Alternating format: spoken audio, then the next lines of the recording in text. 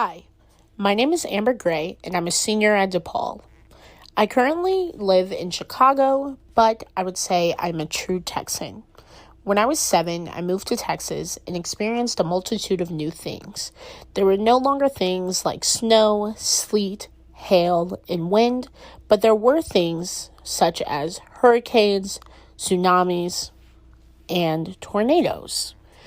When I was 7, I experienced my very first hurricane, Hurricane Ike. This hurricane was devastating.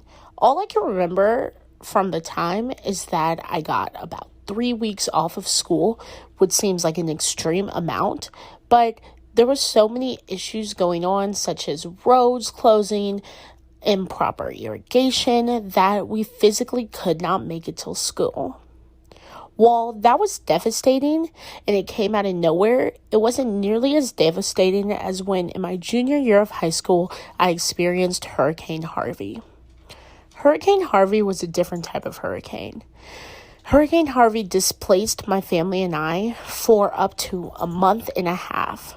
My house ended up flooding, and we had to take my dogs, myself, and my entire family to a hotel down the street. During this time, there were so many things going on with little to no help. I saw the government not step in, as well as many people who didn't have the resources or didn't have the money become displaced for a long time or even permanently. During this time, I realized that climate change affects us all despite where we come from or what our family situation is like. This was an eye-opening experience for me and something I will look back on forever.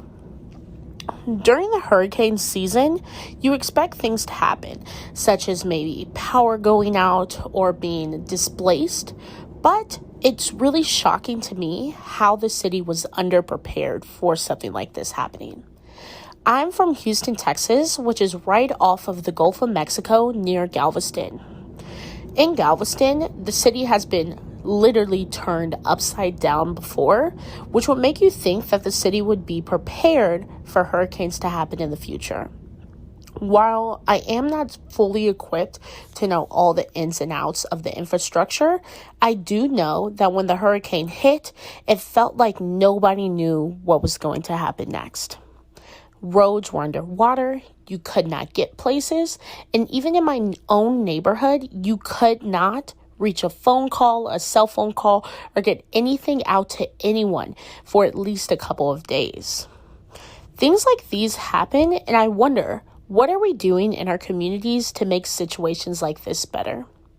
I don't have all the solutions, but I do believe that if we were over-prepared versus under-prepared, we could help people faster, quicker, and without utilizing every resource whenever bad things happen.